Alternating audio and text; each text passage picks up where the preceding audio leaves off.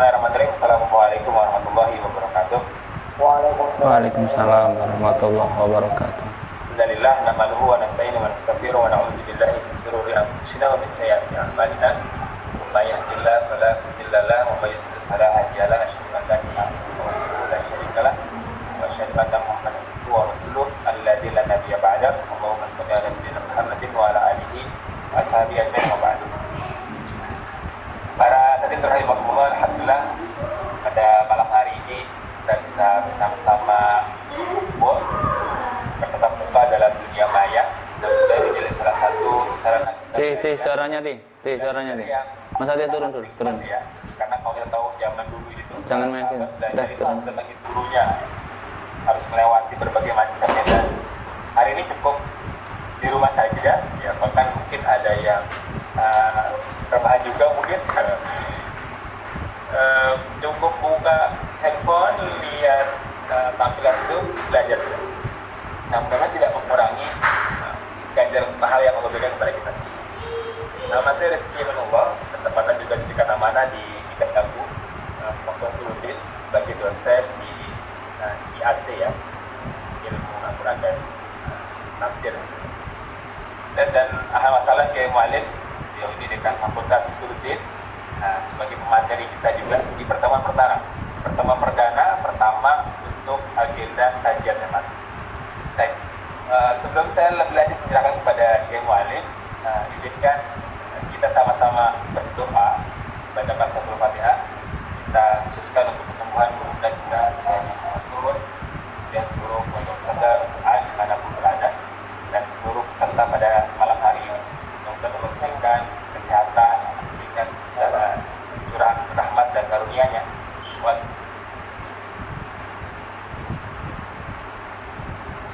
Barakatuh Al-Quran Al-Fatihah.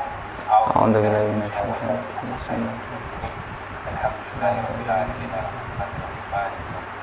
Iyyaka na'budu wa iyyaka nasta'in. Ihdinas siratal mustaqim, siratal ladzina an'amta 'alaihim ghairil maghdubi 'alaihim waladdallin. Baik, sebagai pengantar, kajian ini agak berbeda dengan kajian yang mungkin sahabat-sahabat semua pernah ikut. Karena memang kajian ini hasil kerjasama lembaga diklat Al-Quran dengan Fakultas Suludin. Tentunya sebagai lembaga diklat yang bertujuan untuk membentuk melakukan pendidikan dan pelatihan pada peserta-pesertanya, ada maksud dari pelaksananya kajian tematik bersama Fakultas Suludin.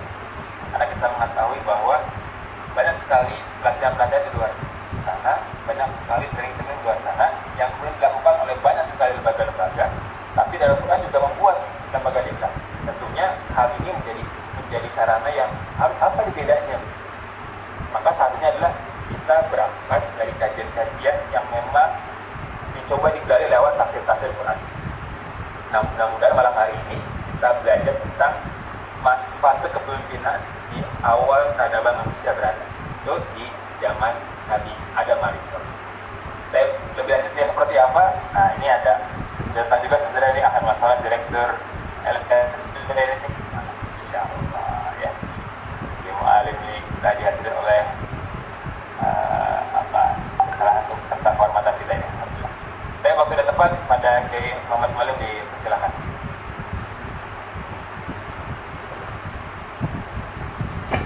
Baik. Bismillahirrahmanirrahim. Assalamualaikum warahmatullahi wabarakatuh. Waalaikumsalam warahmatullahi wabarakatuh. Alhamdulillahirabbil alamin, wassalatu wassalamu ala sayyidina Muhammadin wa ala alihi wa ashabihi ajmain, amma ba'du. Alhamdulillah, pada kesempatan hari ini kita bisa bertemu kembali dalam rangka kerjasama antara lembaga pendidikan dan pelatihan Darul Quran dengan Fakultas Usuluddin Institut Darul Quran Jakarta. Alhamdulillah kemarin kita sudah bekerja sama dengan Lem Diklat Dagu ini. Maka tepat sekali pada kesempatan kali ini kita akan memulai dengan kajian tematik yang insya Allah kajian ini nanti akan berkesinambungan. Jadi bukan hanya pada pertemuan kali ini, karena kita tahu bahwa tafsir Al-Quran itu tidak akan pernah selesai gitu ya, bertambah dengan kondisi perubahan dan pembaruan segala hal yang terjadi di dalam dunia kita yang semakin hari semakin maju. Pada kesempatan kali ini kebetulan saya diberikan judul tentang kepemimpinan Nabi Adam di awal peradaban di muka bumi. Kita tahu dalam beberapa teori mungkin ya, dalam beberapa teori barangkali ada yang berteori bahwa Nabi Adam adalah orang yang menjadi khalifah di bumi ya, khalifah pertama di bumi. Mungkin di antara teman-teman sekalian kalau pernah membaca kitab-kitab tafsir misalnya, ada beberapa tafsir-tafsir yang tidak pernah dikupas di dalam beberapa ayat-ayat tentang Nabi Adam ini selain yang sekilas saja. Maka dalam kajian kali ini saya dan teman-teman nanti juga boleh menyampaikan beberapa pendapat, barangkali tidak sependapat. Ada hal-hal yang perlu kita telusuri lebih dalam di dalam tafsir-tafsir ulama-ulama yang awal gitu ya. Anda misalkan ada ulama-ulama yang tafsirannya begitu dalam tetapi jarang disentuh oleh orang-orang yang mengkaji tafsir karena saking tebal kitabnya. Maka pada kesempatan kali ini saya coba menghadirkan beberapa pandangan dari beberapa ulama tafsir yang barangkali Anda belum pernah dengar gitu ya. Nah, karena kajian kita tentang kepemimpinan Nabi Adam di awal peradaban di muka bumi, maka kita tahu bahwa istilah pemimpin kalau di dalam konsep yang diberikan kepada Nabi Adam itu kita kenal sebagai khalifah ya, khalifah atau pemimpin lah kasarannya begitu. Kalau Anda mengartikan khalifah itu pemimpin, ya sah-sah saja gitu ya. Tetapi sebenarnya khalifah adalah pemimpin penerus ya, penerus atau pengganti. Nah, tentu kalau ada kata khalifah itu tentu ada sesuatu yang diganti. Ketika Anda mengganti berarti ada sesuatu yang diganti. Nah, siapakah yang digantikan oleh Nabi Adam ini gitu ya? Siapakah yang digantikan oleh posisi Nabi Adam di muka bumi ini? Siapakah peradaban yang sebelumnya? Nah, ini kalau Anda cari di dalam tafsir-tafsir yang ringkas, Anda tidak akan ketemu ya. Tafsir-tafsir yang ringkas tidak akan ketemu. Sangat simpel sekali tafsir-tafsir. Bahkan di dalam tafsir Jalalain, saya melihat itu tidak ada penjelasan tentang siapa peradaban yang sebelum Nabi Adam turun. Nah, apakah Nabi Adam itu sebagai pemimpin atas beberapa organisasi atau masyarakat yang luas atau dalam skala kecil menengah barangkali? Maka untuk menjelaskan itu kita perlu dulu melihat bahwa beberapa definisi, misalnya kalau Anda lihat di dalam hadis Rasul, misalkan Rasulullah Shallallahu Alaihi Wasallam pernah bersabda ya, kullukum ra'in ala wa kullukum ra'in wa kullukum mas'ulun an ra'iyatihi gitu ya. Dan seterusnya Anda bisa lihat di dalam layar itu, dalam screen itu, bahwa setiap pribadi adalah pada dasarnya adalah pemimpin ya. Baik dalam segi pemimpin yang terkecil yaitu memimpin dirinya dan keluarganya, atau mungkin lebih luas dan lebih luas. Jadi Anda dikatakan pemimpin itu ketika Anda mempunyai orang lain atau memiliki tanggungan terhadap orang lain. Maka seorang laki-laki adalah pemimpin dari keluarganya, seorang perempuan adalah pemimpin tentang rumah tangganya, seorang pembantu adalah pemimpin tentang apa yang harus dikerjakannya dan sebagainya. Maka termasuk misalnya orang-orang yang diberikan amanah itu juga pemimpin ya.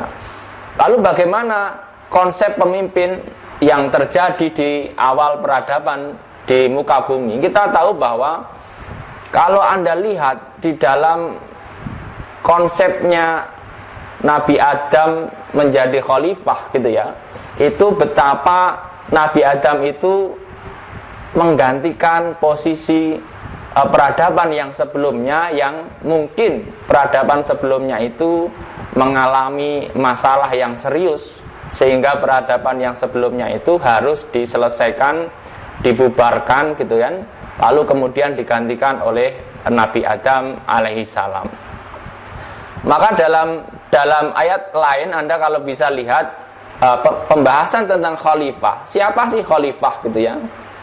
Khalifah ya. Ini redaksi ini saya ambil dari tafsir Imam Ja'far At-Tabari ya. Anda nanti bisa, barangkali Anda berkenan melihat, coba lihatlah tafsir-tafsir yang disampaikan oleh At-Tabari ya, mufasir-mufasir yang klasik, yang sebenarnya di dalam kitabnya nanti At-Tabari menghadirkan banyak sekali pandangan ya, pandangan orang-orang, tetapi tidak semuanya kemudian dianggap benar, bahkan mungkin dianggapnya hanya perbandingan pendapat saja. Lalu kemudian nanti Imam At-Tabari akan mengambil sisi-sisi yang lebih masuk akal dan lebih benar gitu menurut Imam Ja'far At-Tabari. Maka di sini jelas bahwa khalifah, kalau Anda lihat nanti di dalam ayat Al-Quran ya, dalam surat Al-Baqarah, mungkin di dalam ayat yang 30, ayat ke-30 di dalam surat Al-Baqarah mungkin sudah jelas ya. Kalau ini adalah definisi dari khalifah ya. Khalifah itu siapa? Maka khalifah itu secara bahasa adalah khalafa fulanun fulanan fi hadzal amr. Khalifah adalah pengganti posisi, itu khalifah. Jadi misalnya menggantikan orang itu namanya khalifah ya. Karena khalifah waktu itu mungkin pertama ya, maka Nabi Adam itu ditunjuk untuk menjadi khalifah di muka bumi. Berbeda dengan mungkin nanti kalau Anda lihat di dalam sejarah Islam, ada kekhalifahan, ada kesultanan, ada kemudian kerajaan dan sebagainya. Maka kalau khalifah itu biasanya tidak ada hal-hal yang berkaitan dengan suksesi kepemimpinan. Biasanya tidak ada perebutan tahta ya, tidak ada perebutan semacam pemilu atau pilpres dan sebagainya. Karena khalifah itu posisinya menggantikan posisi yang sebelumnya. Maka di sini jelas di dalam ayat lain dalam Al-Quran juga ada ayat yang mengatakan a'udzubillahi minasyaitonirrajim, bismillahirrahmanirrahim, summa ja'alnakum khalaifa fil ardi min ba'dihim linanzura kaifa ta'malun. Jadi sebenarnya kata-kata khalifah di dalam Al-Quran itu adalah konsep kepemimpinan yang bergantian. Makanya khalifah itu tetap nanti akan bergantian. Maka nanti pemaknaan khalifah di bumi tentu tidak sama dengan kekhalifahan yang barangkali terjadi di dalam sejarah-sejarah yang telah lalu. Lalu kemudian kalau Anda lihat di dalam ayat ke-30 dalam surat Al-Baqarah, ini kelihatannya ayat ini sangat sederhana, apalagi Anda maknai di dalam terjemahan Al-Quran. Saya yakin kita semua sudah memahami ya. Wa id qala rabbuka lil malaikati inni ja'ilun fil ardi khalifah, gitu ya. Maka ketika Anda melihat ini, Anda sudah dapat memahami ya. Wa id qala rabbuka lil malaikati inni ja'ilun fil ardi khalifah. Kemudian qalu ataj'alu fiha may yufsidu fiha wa yasfiku dima wa nahnu nusabbihu bihamdika wa nuqaddisu lak qala inni a'lamu ma la ta'lamun. Dari ayat ini kalau terjemah singkatnya secara gambaran singkat, wa id qala rabbuka lil malaikah, dan ketika Allah berfirman kepada para malaikatnya, inni ja'ilun, sesungguhnya aku menjadikan fil ardi, di bumi, khalifah, seorang pengganti, khalifah. Lalu ada pertanyaan, qalu, mereka bertanya, ataj'alu fiha may yufsidu fiha wa yasfiku dima, adakah engkau akan menciptakan di bumi itu orang-orang yang merusak gitu dan menumpahkan darah gitu. Wa nahnu nuqaddisulak, dan kami wa nahnu nusabbihu bihamdika, dan kami selalu bertasbih kepada engkau, wa nuqaddisulak, dan mensucikan engkau. Lalu Allah berfirman, qala inni a'lamu ma la ta'lamun, aku lebih tahu tentang apa yang kalian tidak tahu. Dari ayat ini kalau Anda maknai secara simpel itu tidak ada masalah. Tidak ada masalah sama sekali, tidak ada masalah. Tetapi ketika Anda mulai meneliti, menelaah lebih dalam, maka akan muncul pertanyaan-pertanyaan yang barangkali pertanyaan itu akan mengganggu pikiran Anda. Termasuk barangkali bahkan kalian yang sudah hafal Quran atau barangkali sudah pernah mempelajari tafsir dan sebagainya, akan ada pikiran-pikiran yang macam-macam. Di sini jelas bahwa ketika Allah berfirman kepada malaikatnya, gitu ya, ini ja'ilun fil ardi khalifah, saya jadikan di bumi itu seorang pengganti. Berarti kan ada sesuatu yang diganti. Nah, siapakah yang diganti di muka bumi ini? Kalau di dalam tafsir Jalalain Anda tidak akan menemukan keterangannya. Tetapi kalau di dalam tafsir-tafsir yang lain nanti akan banyak sekali pendapat-pendapat, bahkan pendapat-pendapat yang nilai pendapatnya itu adalah tidak akurat, adalah cenderung kepada misalkan Israiliyat atau cerita-cerita yang dikarang oleh orang-orang Yahudi dalam rangka meningkatkan atau promosi agamanya gitu ya. Nah, dalam tafsir nanti harus teliti apakah itu riwayat-riwayat Israiliyat atau bukan. Lalu kemudian apakah malaikat ini membantah gitu loh. Anda lihat ya, qalu ataj'alu fiha may yufsidu fiha wa yasfikud dima gitu ya. Ini kan di sini tidak ada tanda seru, tidak ada tanda koma. Uniknya bahasa Arab. Maka ini mengundang penafsiran yang luar biasa. Apakah diskusi antara malaikat dengan Allah ini diskusi yang bantah-bantahan atau perdebatan atau candaan, guyonan gitu, atau dalam kondisi santai? Anda kalau lihat narasi, kalau Anda dulu hidup di zaman masih SMS, masih belum ada video call, belum ada Zoom, ya, itu dulu SMS itu rawan sekali dengan salah paham. Anda barangkali orang-orang yang sudah umurnya sudah cukup ya, itu dulu mengalami kesalahpahaman berbasis SMS. Karena SMS itu kata-katanya disingkat-singkat, dan ini kadang-kadang pembaca akan terpengaruh oleh kondisi keadaan, dalam kondisi apa dia membaca itu. Nah, maka bagaimana cara menyikapi teks ini? Apakah malaikat itu membantah atau siapa yang membantah? Tetapi di redaksi jelas, wa id qala rabbuka lil malaikati inni ja'ilun fil ardi khalifah. Qalu jelas, kalau secara dhamir rujuknya kepada para malaikat. Apakah malaikat punya daya membantah Tuhannya? Nah, ini Anda harus hati-hati. Kalau Anda sampai meyakini malaikat bisa membantah Tuhannya, nanti akan bertabrakan dengan beberapa ayat yang lain bahwa malaikat itu selalu sami'na wa ata'na. Ya, Anda sudah mulai pikirannya sudah mulai galau barangkali ya. Malaikat itu kalau dalam definisi yang harus Anda imani adalah wal malakul ladzi bila apin wa la aqlala surba wala nauma lahum, gitu ya. Malaikat adalah sesuatu makhluk yang tercipta dari cahaya, yang tidak punya bapak, tidak punya ibu, tidak makan, tidak minum, tidak pula tertarik kepada lawan jenis. Itu ya. Contohnya seperti itu, dan tidak pernah bermaksiat. Dalam ayat lain nanti Anda lihat, malaikat selalu patuh kepada perintahnya Allah. Lalu kata malaikat di sini apa maksudnya? Anda harus tahu, apakah malaikat ini bahasa atau malaikat ini sebuah entitas gitu. Malaikat ini apa? Apakah malaikat ini bahasa atau entitas? sebuah apa ya? Atau dalam arti lain nanti juga akan Anda temui misalkan kata-kata rasul ya. Anda kalau di dalam Al-Qur'an itu kadang-kadang ada kata yang sama tetapi maknanya berbeda. Maka tidak serta-merta terjemahan itu valid. Maka janganlah jadi umat-umat terjemahan, sangat berbahaya. Karena ketika terjemahan hanya berbasis terjemahan translate internet, itu sangat berbahaya. Ya.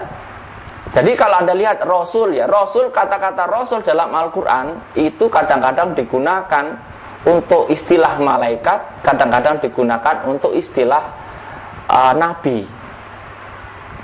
Ada yang rasul ya. Ada misalnya ayat tentang apa? Wa arsalna rusulam misalkan gitu. Itu biasanya ada malaikat, ada nabi. Makanya harus teliti di dalam memahami ayat Quran. Maka kalau Anda menganggap malaikat itu maksum,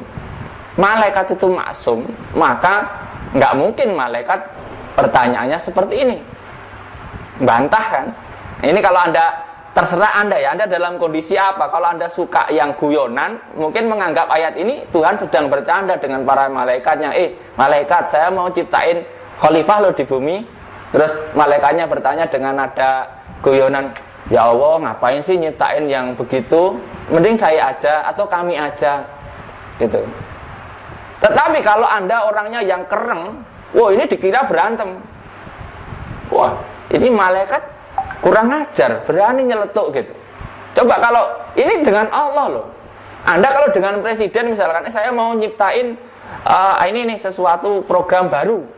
Tiba-tiba ada misalkan staf yang ngomong, Pak Presiden, jangan begitulah, nggak usah bikin staf baru, Pak Presiden, cukup kami saja. Kami sudah hebat, kami bisa mengatasi masalah itu. Misalnya ya. Ini konsep seperti itu. Nah, Anda tinggal dari ayat ini, apakah ini sedang santai, sedang marah, sedang debat, atau sedang guyonan? Ataukah memang ada makna lain dari kata malaikat ini? Maka kalau Anda cari di dalam tafsir-tafsir yang ringkas, ketika Anda melihat kata malaikat, ya Anda langsung di dalam pikiran langsung terbesit ya malaikat yang itu. Malaikat yang maksum, yang malaikat tidak pernah bermaksiat kepada Allah. Tetapi bagaimana dalam pandangan misalkan mufasir, khususnya misalnya Imam At-Tabari? Anda bisa lihat di sini betapa kita perlu mempelajari tafsir yang dalam. Ini tafsir At-Tabari.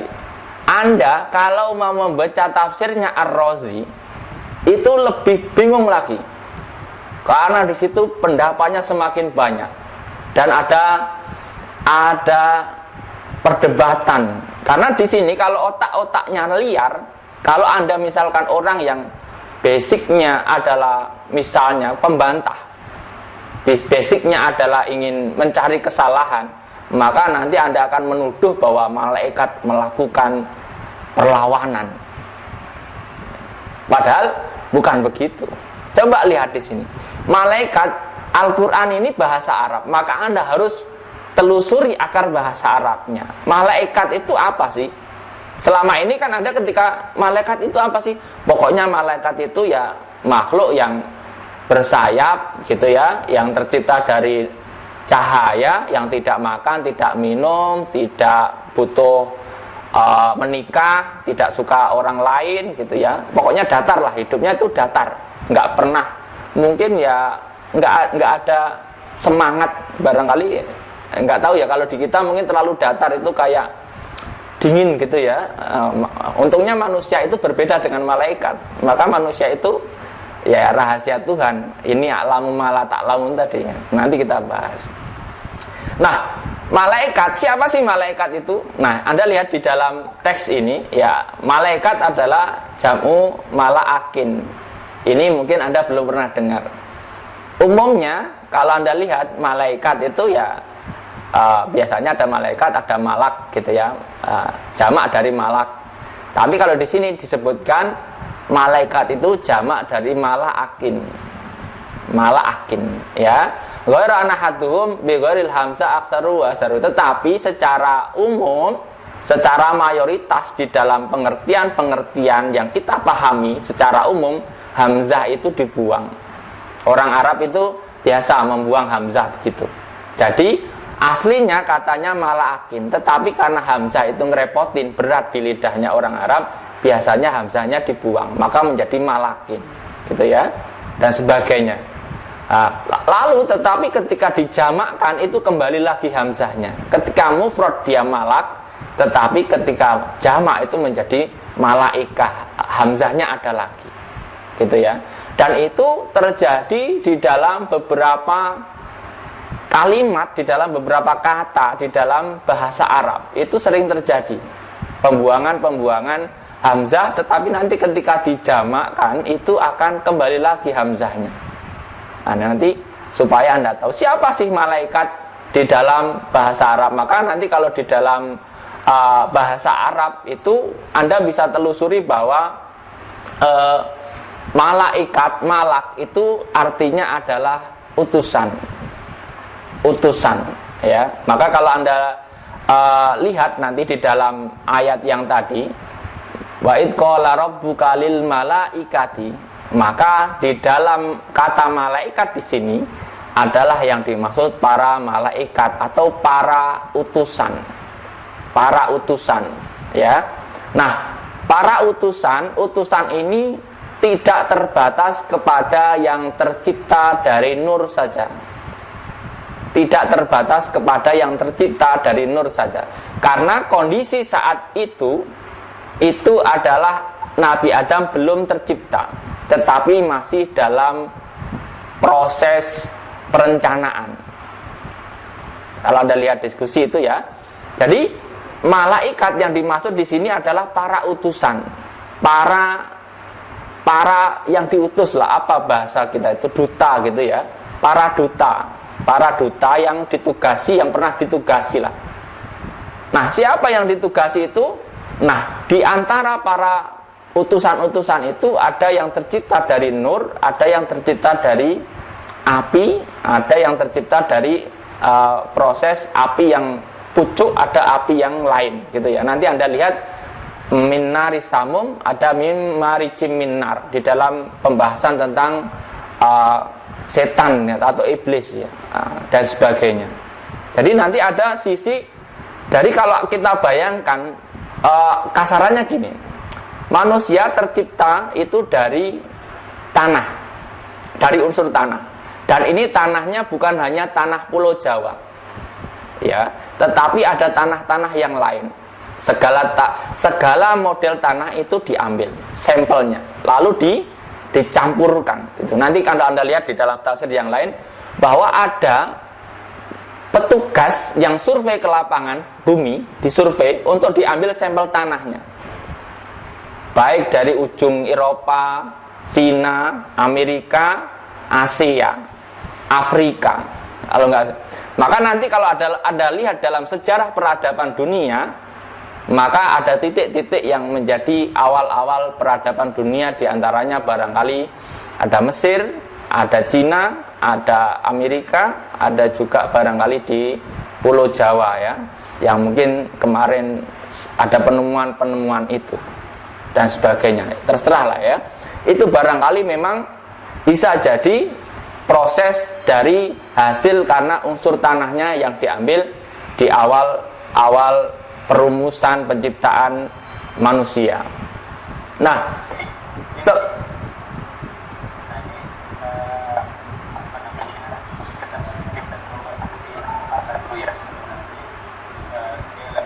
bahas nih, kita belum masuk intinya kan ya, baru pengantar aja ya.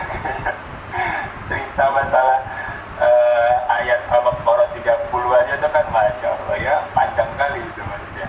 Tapi jadi menarik nih, saya khawatir dari para peserta ada yang mau diskusikan begitu.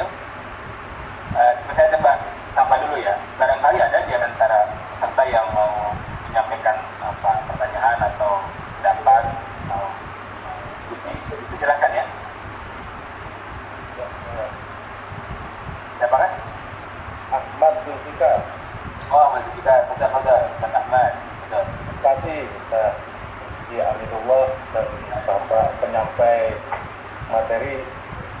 Muhammad Muallim.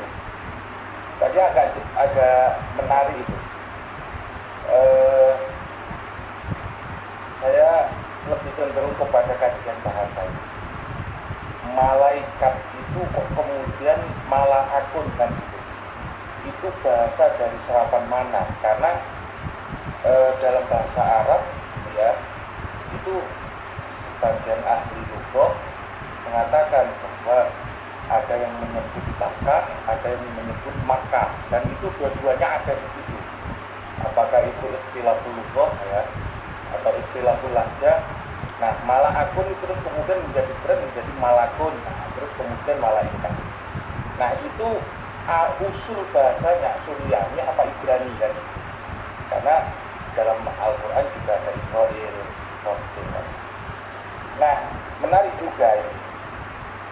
Kalau yang kemudian bahwa malaikat itu nggak pernah maksiat, ya, bisa jadi itu kasusnya sama dengan yang sujud, bahwa di situ apakah betul bahwa iblis itu dulunya malaikat yang jatuh peringkat menjadi setan kan? Apa seperti itu ya? Berarti antara jin dan malaikat sebenarnya tidak dibedakan. Bedanya ada malaikat yang istilahnya itu tamarruh, mentang kan? Apakah seperti itu gambaran terkait masalah kajian tentang siapa malaikat yang mempertanyakan tentang kebijakan Tuhan? Demikian ada pertanyaan. Alhamdulillah ya, kayaknya satu dulu ya pertanyaannya dari Ustaz Ahmad Zulfikar ya. Sebentar dan gimana nanti boleh jawabnya sekalian bareng-bareng di akhir gitu ya. Mungkin nanti terbahas juga atau mau langsung ya disana. Baik, mungkin langsung saja biar nggak terlalu panjang nanti ya. Baik, soal bahasa saya menyerahkan kepada Imam At-Tabari. Saya tidak berani membahas bahasa lebih dalam karena ya mungkin secara bahasa saya tidak terlalu paham syair-syair Arab, apalagi syair-syair jahili ya. Maka dalam hal kebahasaan apakah itu malak atau malaak, saya ikut aja dari pendapatnya Imam At-Tabari. Adapun pertanyaan yang kedua, adakah iblis itu adalah awalnya sebagai malaikat yang turun grade atau downgrade ya, downgrade gitu ya, downgrade menjadi iblis gitu ya. Karena memang banyak kisah ya yang diceritakan oleh para pencerita gitu ya, bahwa iblis adalah proses downgrade dari malaikat, dari bahkan ada yang mengatakan dari jenderalnya malaikat ya. Kalau saya lihat dari pemaparan yang disampaikan oleh Imam At-Tabari, tentu tidak sepakat dengan konsep itu. Di dalam tafsir Ar-Razi juga tidak sepakat dengan konsep itu, karena itu jelas nanti akan merusak skema ya, merusak skema. Meskipun hal demikian bisa saja terjadi, karena saya pernah mendengar riwayat bahwa malaikat Jibril itu sangat takut kepada Allah meskipun dia sangat dekat dengan Allah.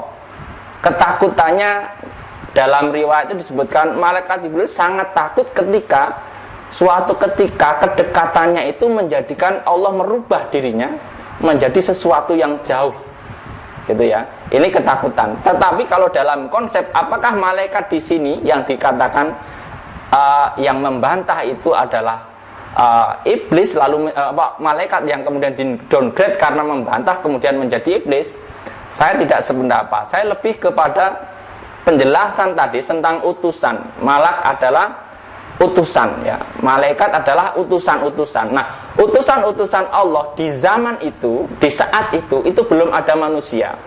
Maka utusan-utusan ini sifatnya adalah sesuatu yang tercipta lebih awal.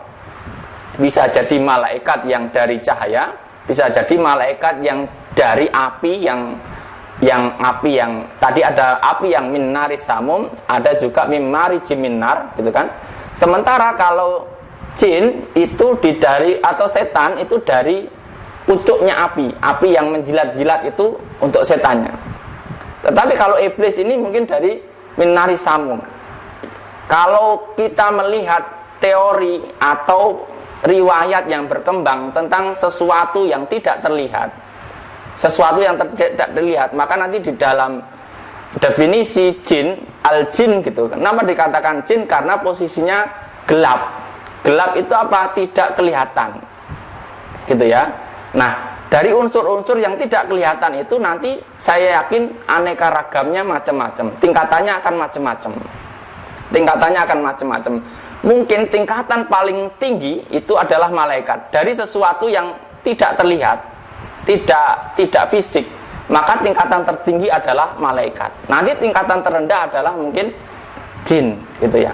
Tetapi di atas itu mungkin ada tingkatan-tingkatan yang lain. Barangkali kalau kalian pernah melihat cerita-cerita orang yang ahli di dalam ilmu-ilmu kegaiban gitu kan, maka nanti jin itu bentuknya akan beraneka ragam, kekuatannya beraneka ragam.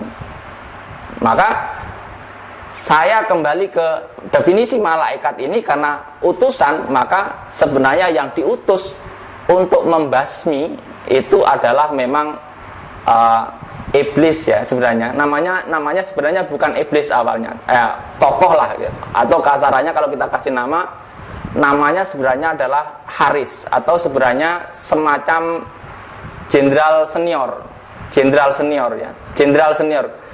Ini jenderal senior ini adalah orang yang diutus untuk membereskan masalah bumi sebelum bumi itu akan dijadikan lahannya Nabi Adam.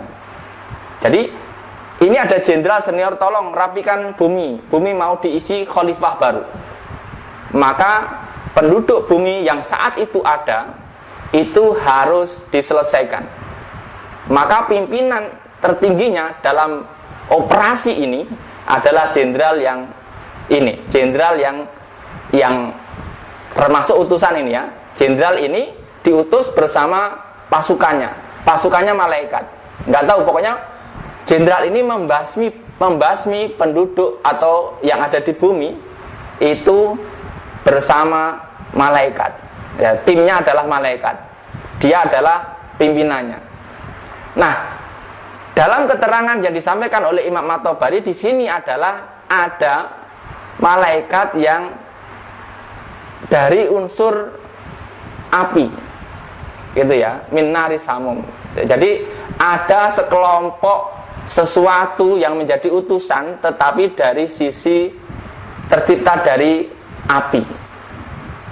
Nah, itulah kemudian disebutnya tetap mungkin masuk di ranah malaikat karena dia menjadi utusan. Nah, kelompok ini disuruh menyelesaikan bumi supaya bumi itu siap ditempati oleh Adam. Lalu ketika sudah selesai, tentu Anda bisa bayangkan ketika ada jenderal disuruh operasi, coba selesaikan pulau ini. Tim saya mau masuk misalnya.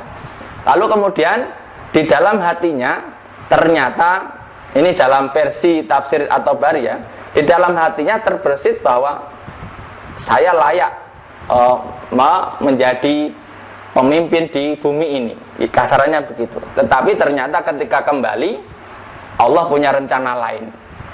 Ya mungkin karena sifat dari pimpinan ini adalah punya karakter yang ingin tendensi atau punya ambisi untuk menjadi pewaris kekhalifahan di bumi, ingin berkuasa. Maka kemudian terjadilah dialog itu, dan mungkin kalau di dalam tafsir yang lain dikatakan mereka yang berkata sebenarnya yang qalu ataj'alu fiha ma yufsidu fiha wa yasfiku dima, sebenarnya yang berkata seperti itu bukan hanya satu, tetapi ada beberapa, banyak lah yang menanyakan itu karena merasa sesuatu yang telah terjadi, peradaban yang telah terjadi yang di bumi yang dibereskan itu memang sangat rusak sekali. Lalu kemudian Allah menciptakan sesuatu yang baru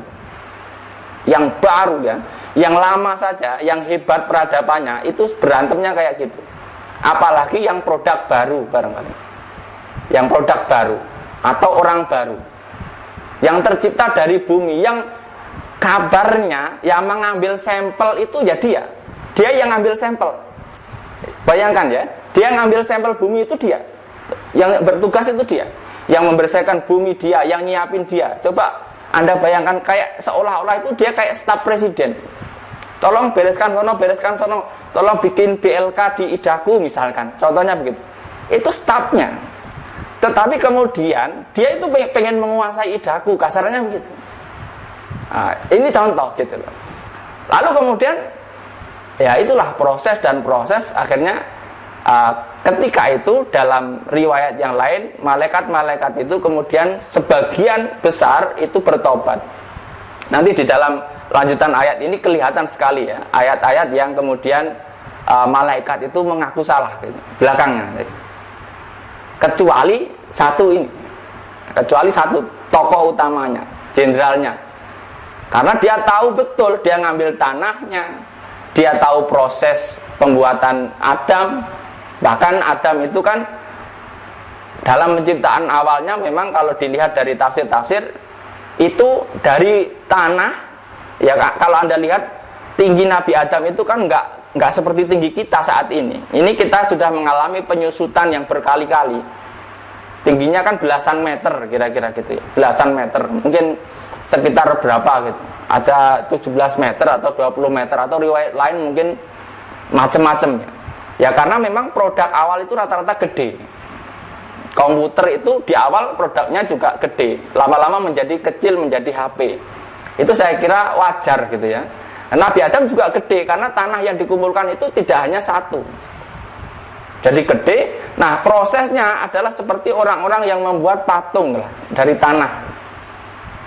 Nah sebelum ditiup ruh itu si jenderal tua tadi itu sudah kayak ngeremehin, ini apa ini kan gitu ya, ciptaan apa ini ya, istilahnya ngeremehin banget.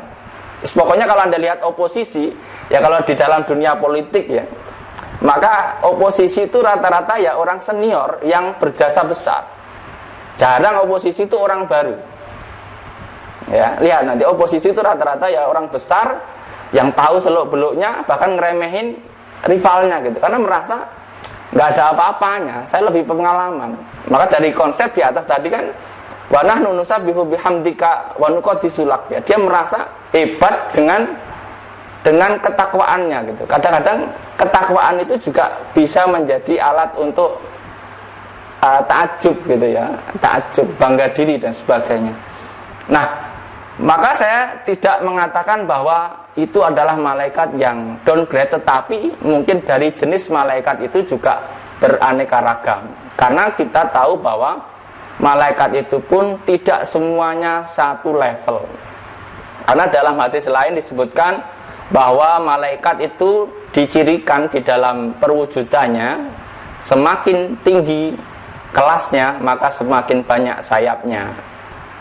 Padahal minimal 2 sayap. Jadi kalau malaikat semakin banyak sayapnya maka semakin tinggi nilai atau ininya. Bisa jadi dalam penciptaan malaikat itu juga bertingkat-tingkat sebagaimana penciptaan makhluk-makhluk yang lain yang tidak kelihatan ya, seperti jin dan sebagainya. Bahkan mungkin di tafsir lain ada makhluk-makhluk yang lain. Mungkin kalau Anda orang-orang yang ahli di dalam dunia supranatural barangkali gitu ya, akan tahu barangkali ada makhluk-makhluk yang lain yang tidak sesimpel yang kita pahami gitu ya. Maka di dalam ayat ini saya lebih cenderung mengatakan bahwa itu bukan malaikat yang downgrade yang menjadi iblis ya, akan tetapi itu memang dia dari golongan jin, sudah dari golongan jin dari awalnya, tetapi dia termasuk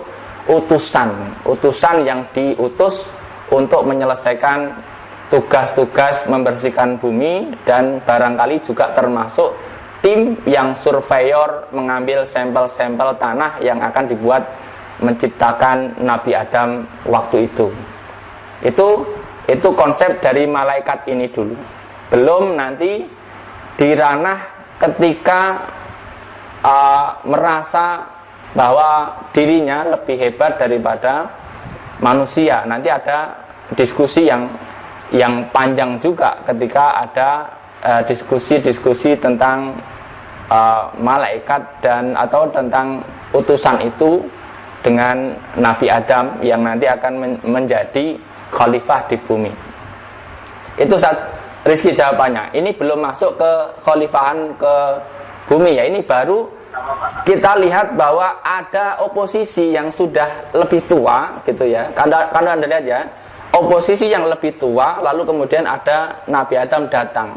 Dan saya kira Nabi Adam nggak tahu cerita ini, karena cerita ini diceritakan setelah jauh ya, setelah jauh di masanya Nabi Adam. Nabi Adam hanya pelaku sejarah saja.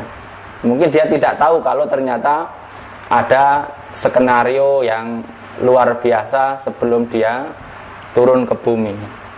Barangkali itu jawaban yang tadi. Apakah kita lanjutkan atau ada yang mau bertanya lagi? Silahkan.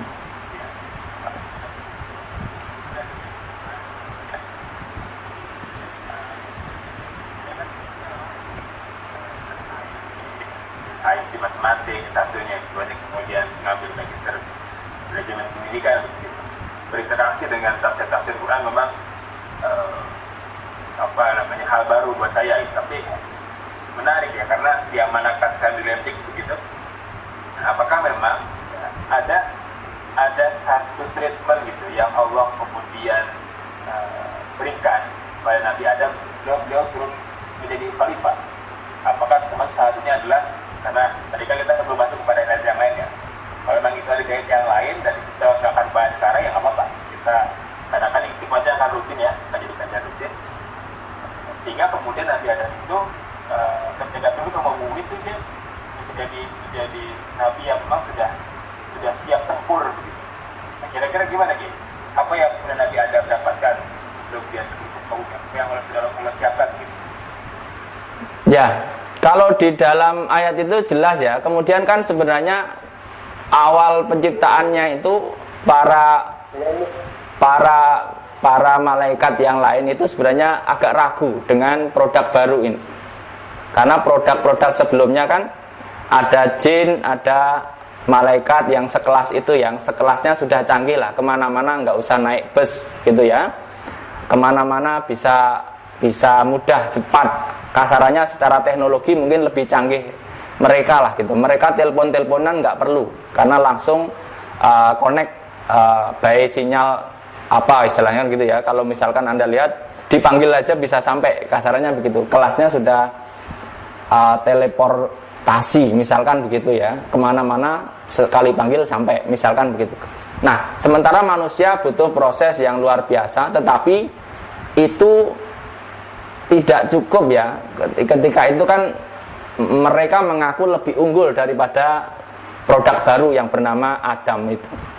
Lalu kemudian ternyata Allah memberikan pengajaran yang lebih ya, nama-nama benda.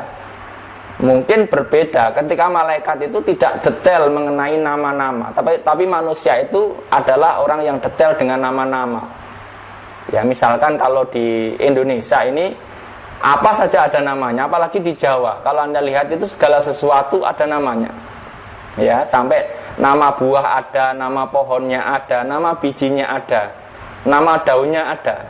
Itu saking kreatifnya. Karena berbeda dengan malaikat nggak bakal ngurusi nama daun, nama biji. Karena dia sebenarnya nggak ada kepentingan untuk apa ngurusi nama-nama daun. Ya, karena malaikat kan nggak ada kebutuhan, nggak ada inovasi. Malaikat itu ya begitu-begitu saja hidupnya. Maka kalau ada orang hidupnya begitu-begitu saja, ya barangkali udah di kelasnya malaikat gitu. Jadi Nabi Adam ini diajari beberapa nama ya, beberapa nama-nama. Kalau disebutkan di situ wa alama adamal asma'a kullaha gitu ya.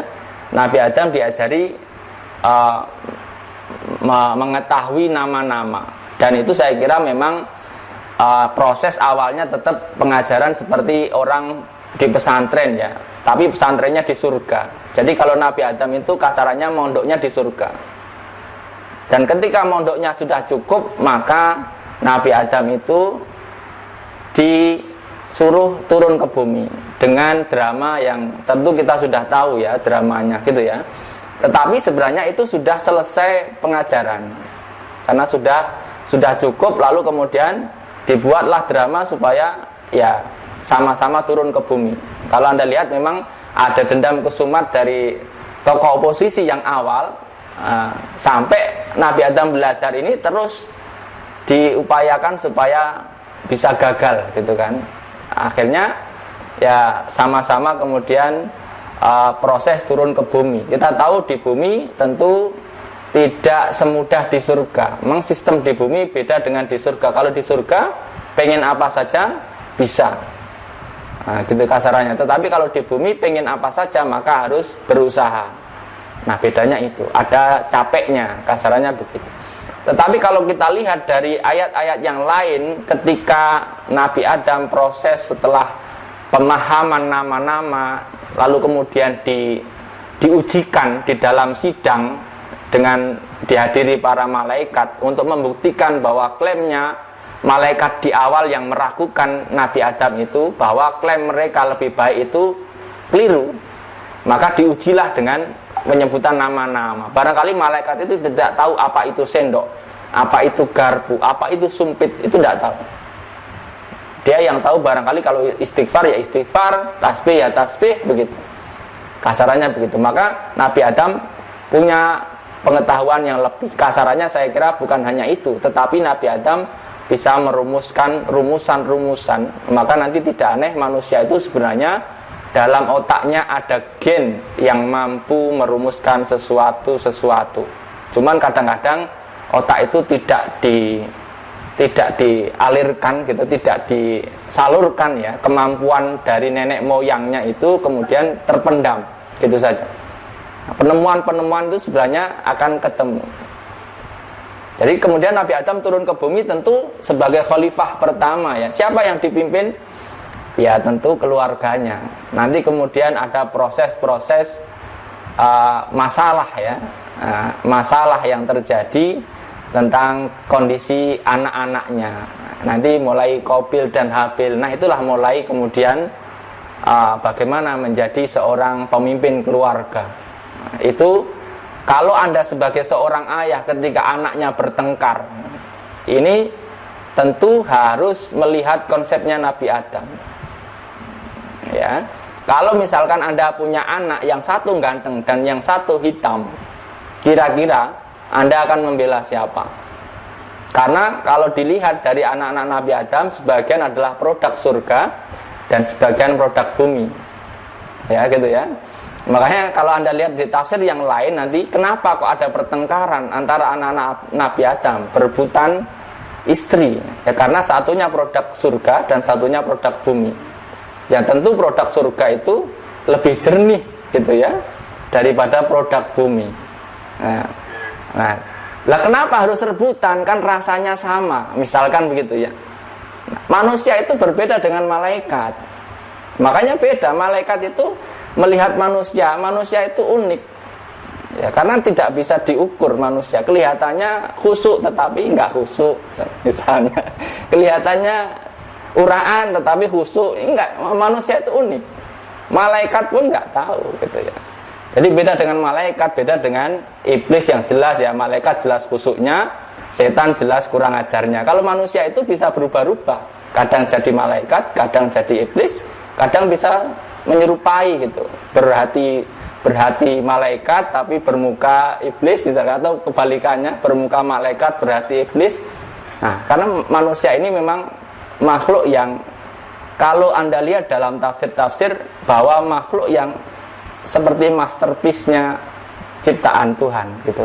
Karena langsung dibikin oleh Allah gitu. Kasarannya begitu. Dalam ini dibentuk secara khusus gitu ya. Berbeda dengan makhluk-makhluk yang lain, barangkali pembuatannya itu dengan sebab gitu ya, dengan sebab musabab atau dengan sistem yang berjalan berkembang biak dengan sistem. Tapi manusia ini memang dibuat detail gitu kan. Makanya kenapa malaikat itu semuanya harus hormat kepada Nabi Adam, karena ada unsur rahasianya, yaitu ruh ya, yang bagian dari rahasia Tuhan. Ya, inilah kemudian yang membedakan dengan makhluk yang lain. Menarik ya. Jadi nanti ini akan kita bahas di pertemuan kedua berarti ya, tentang bagaimana Nabi Adam mengelola memimpin keluarga. Karena kan tema kita itu tuh ya. Kita belum ketemu ini. Mungkin apa namanya? Antara tadi kita baru membahas tentang latar belakang ya. Latar belakang tentang Nabi Adam dan macam-macam begitu. Kemudian komentar lagi ini bisa masuk pada yang tadi dan Nabi Adam ini mengelola kemungkinan di keluarga lebih parah begitu balik ya. Ya kan, kalau kita lihat dari hadis yang awal saya sebutkan tadi bahwa kullukum ra'in wa kullukum mas'ulun an ra'iyatihi gitu kan.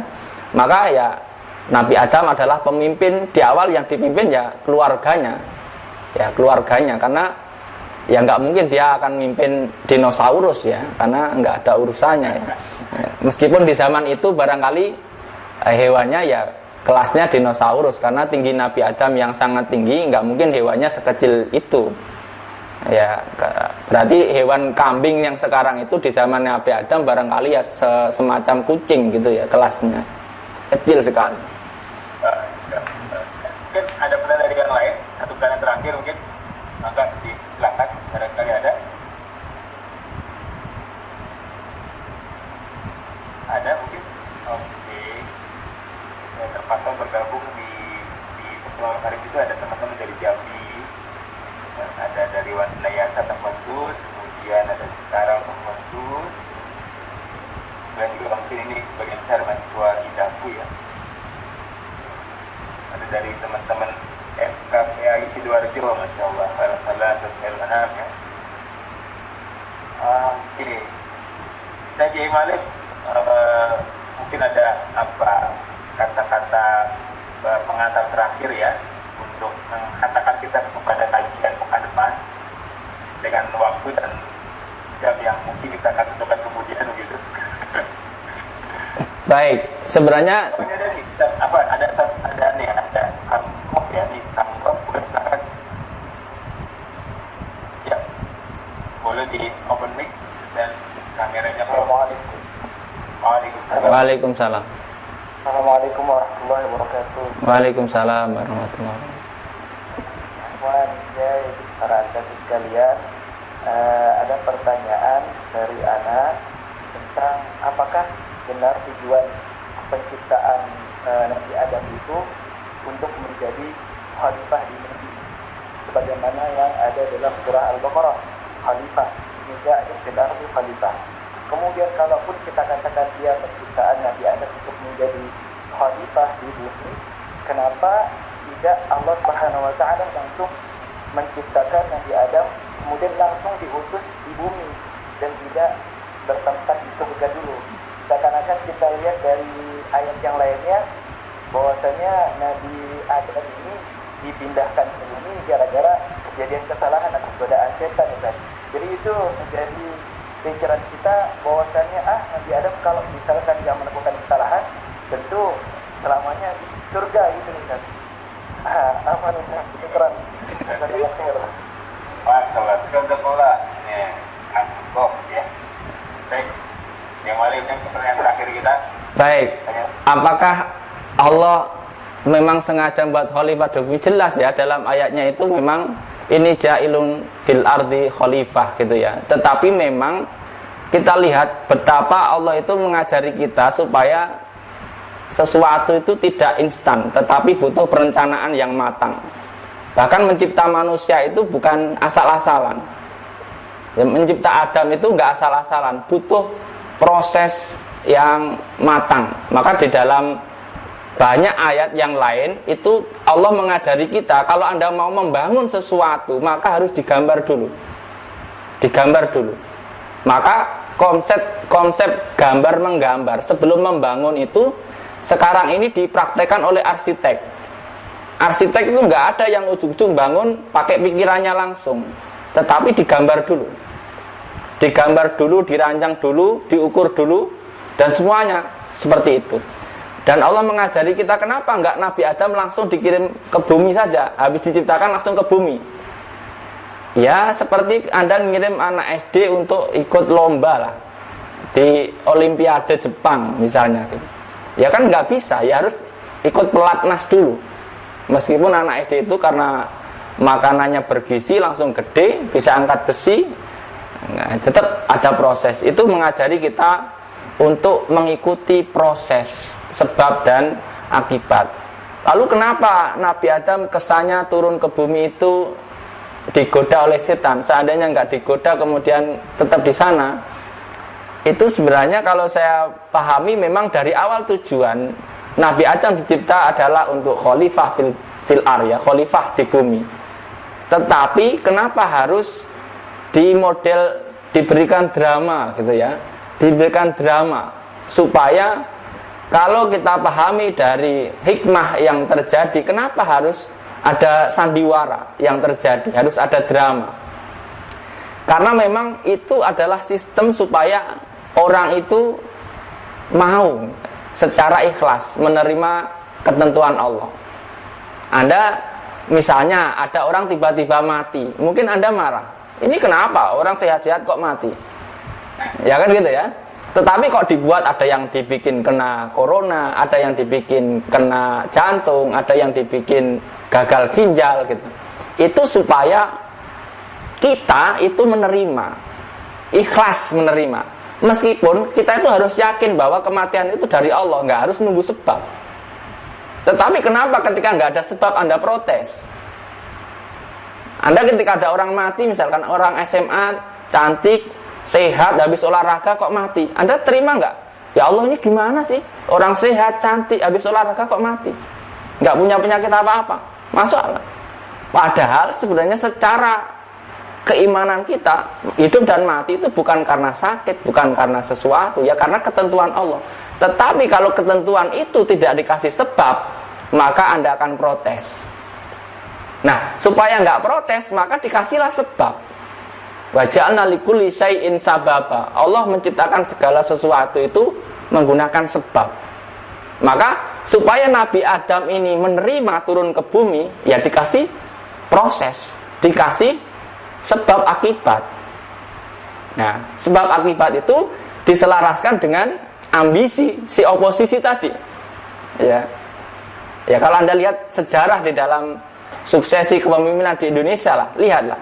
Presiden-presiden yang memimpin Indonesia itu mesti dikasih sebab turunnya. Coba kalau nggak dikasih sebab, Anda mesti akan protes. Loh, kenapa kok tiba-tiba turun? Nggak ada sebabnya. Mesti dikasih sebab. Dan sebab itu tidak mengurangi ketentuan Allah. Ketentuannya Allah memang segitu, tetapi sebab akan tetap ada. Supaya apa? Anda itu tidak marah dengan ketentuan Allah. Ya. Mungkin kalau enak, mungkin Anda nggak akan marah. Kalau orang-orang di dunia tiba-tiba diangkat ke surga, tidak akan ada yang marah. Tetapi kalau dari surga ke bumi, itu mungkin kalau Anda yang menjadi Nabi Adam saat ini misalkan dari surga turun ke bumi, itu protesnya nggak karuan. Bahkan bisa bikin petisi itu bertumpuk-tumpuk, berlapis-lapis. Alasannya apa? Saya diturunkan dari surga gitu. Anda saja misalkan digeser dari suatu tempat ke tempat lain tanpa ada sebab. Meskipun yang menggeser Anda itu orang yang lebih tinggi dari Anda, itu dalam hati itu mesti nggak terima. Ya, maka dikasih sebab supaya hatinya tenang. Maka efeknya apa? Nabi Adam kan merasa bersalah, meskipun belum tentu bersalah, tetapi Nabi Adam merasa bersalah. Nah, merasa bersalahnya Nabi Adam ini adalah efek baik. Ketika dia diturunkan di dunia, maka dia tidak akan mengeluh, maka dia akan menganggap, ya ini yang harus saya lakukan, ini harus saya tanggung resikonya. Nabi Adam adalah laki-laki sejati yang berani menanggung resiko. Ya, kalau Anda laki-laki harus niru Nabi Adam. Kalau Anda punya masalah, hadapi resikonya. Ya, karena semua itu sudah di sistem dalam sebab dan akibat. Meskipun resiko itu diakibatkan oleh istri Anda, tetapi laki-laki tetap bertanggung jawab terhadap kesalahan yang dihasilkan gitu, meskipun dia akibat bisikan istrinya. Maka nggak boleh seorang suami menyalahkan istrinya, gara-gara kamu ini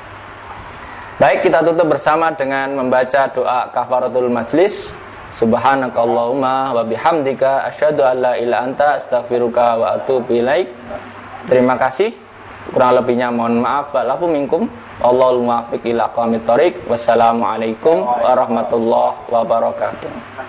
Kembali dan seluruh peserta jumpa lagi insyaallah ke depan ya. Saya N ya. Assalamualaikum.